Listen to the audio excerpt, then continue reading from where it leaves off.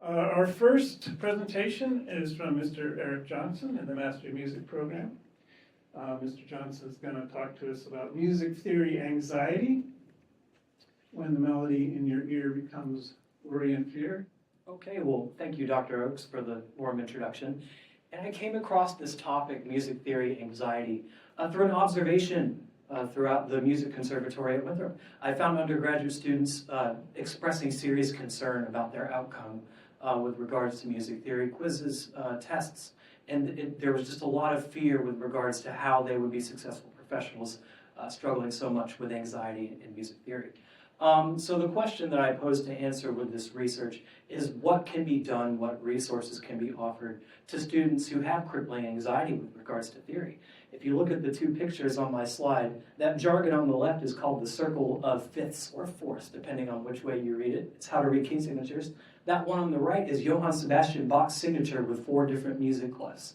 And if you don't know any of this information, it can be really distressing to look at. So a lot of what my research is trying to cover is stuff that can help students who are struggling with syntax and having really, immense fear bubble up when looking at this kind of syntax. And so my procedure in finding a methodology for going across this research was to interview current music theory and oral skills professors at Winthrop and gather data on their assessments, how their assessments have changed over time, pass-fail percentage and all that stuff.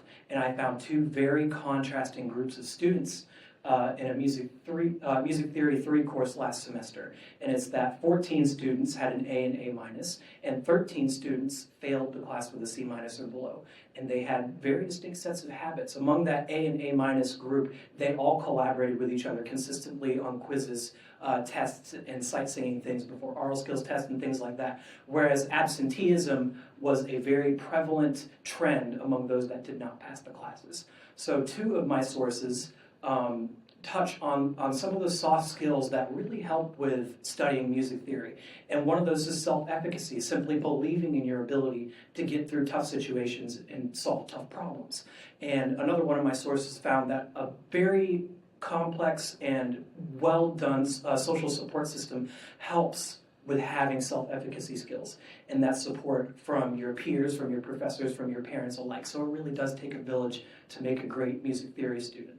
And this research has a lot of interdisciplinary ties as well. I've pulled sources from mathematicians, therapists, educators, and music theorists alike. And I'm actually using an anxiety screen that's designed by a psychologist and a mathematician to see how music theory syntax causes anxious responses in early music theory students and late music theory students. Another exciting thing is that I can continue to pull data across multiple different semesters. As new oral skills 1 students come in next semester, I can grab that data and this research can develop. It doesn't have to be something that I just put down when I turn this in May.